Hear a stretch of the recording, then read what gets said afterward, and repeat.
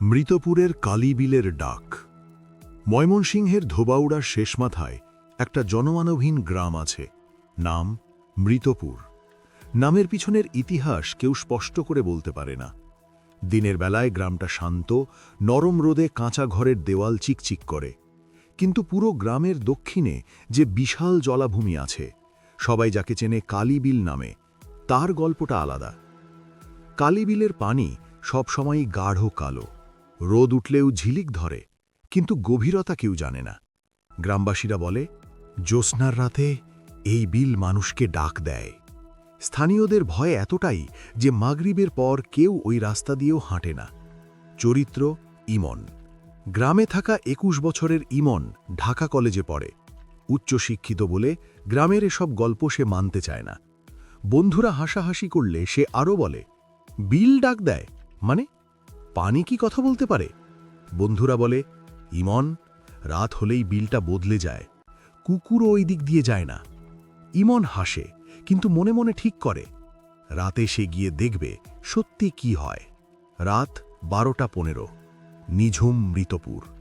চাঁদহীন অন্ধকার রাত, বাতাস নেই, গাছের পাতাও নড়ে না। ইমন ধীরে ধীরে কালীবিলের দিকে যাচ্ছে, হাতে শক্তিশালী টর্চ, পকেটে মোবাইল, বুকের মধ্যে হালকা উত্তেজনা। বিলের কাছে পৌঁছে সে থমকে দাঁড়াল। হঠাৎ মনে হল বাতাস বরফের মতো ঠান্ডা। দূরে তালগাছগুলো অদ্ভুতভাবে কাঁপছে, অথচ বাতাস নেই। ইমন টর্চ জ্বালালো। আলো গিয়ে পড়ল কালো পানির ওপর। টর্চের আলোয় গাছ, আকাশ সব দেখা যাচ্ছে, কিন্তু পানিতে ইমনের একটাও প্রতিচ্ছবি নেই। ইমন স্থির হয়ে গেল। অসম্ভব, সে ফিসফিস করে। ঠিক তখন একটা কণ্ঠ ভেসে এলো। মনে হলো কেউ পানির ওপরে দাঁড়িয়ে তাকে ডাকছে। ইমন! তার বুকের ভেতরটা জমে বরফ হয়ে গেল। এটা তার মৃত দাদির গলা, যে দাদি তাকে ১০ বছর বয়সে রেখে মারা গিয়েছিলেন।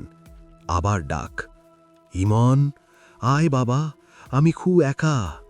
ইমন নিজের মনকে বোঝালো এটা ভ্রম, কিন্তু গলায় এমন এক করুণ আকুতি, এমন টান যা প্রতিরোধ করা যায় না।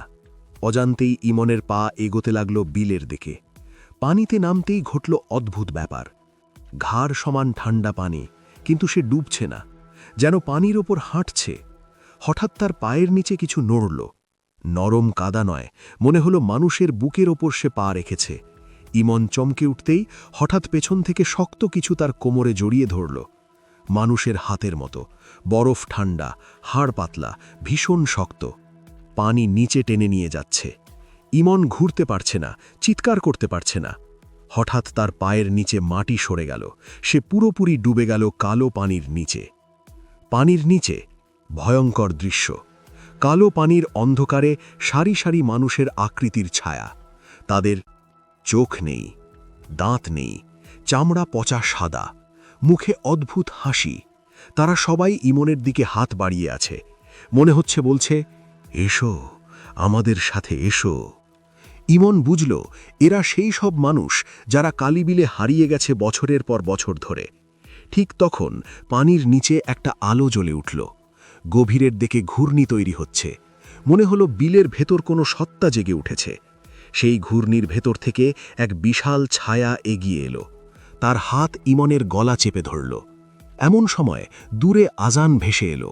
ফজরের আজানের প্রথম শব্দ, আল্লাহু আকবার। আজানের ধ্বনি পানি ভেদ করে বিলের গভীরে পৌঁছতেই হঠাৎ সব হাত আলগা হয়ে গেল। ইমন শেষ শক্তি দিয়ে হাত পা ছুঁড়ে ওপরে উঠল, কিন্তু অন্ধকার তাকে পুরোপুরি গিলে ফেলল। সকালে কালীবিলের পাড়ে পাওয়া গেল ইমনের মোবাইল, টর্চ, স্যান্ডেল, কিন্তু ইমন নেই। ডুবুরি নামানো হলো। তারা ৪ মিনিটের বেশি নিচে থাকতে পারল না। উঠে এসে কাঁপা গলায় বলল, বিলের নিচে টান আছে, মানুষ ধরে টানে। ৩ দিন পর মাছ ধরার জালে উঠে এলো ইমনের মোবাইল। অদ্ভুত ব্যাপার, মোবাইলটি এখনও কাজ করছিল। ভেতরে ছিল একটি ভিডিও। ভিডিওর শুরুতে দেখা যায় ইমন টর্চ মেরে বিলের পানি দেখাচ্ছে। হঠাৎ ক্যামেরা পানির নিচে পড়ে যায়। বুদবুদের শব্দ। শেষ ৪ সেকেন্ডে ক্যামেরার সামনে ভেসে উঠল একটা মুখ, চোখহীন, ফ্যাকাশে সাদা, ঠোঁট নড়ছে। ভিডিওর শেষ শব্দ, পরের জন আসছে কবে? এখনও মৃতপুরে নিয়ম, মাগরিবের পর কেউ ওই রাস্তা দিয়ে চলে না। কালীবিল আজও নিঃসঙ্গ। সে কাউকে মারে না, সে শুধু ডাকে, আর যে একবার সেই ডাক শোনে সে আর ফিরে আসে না।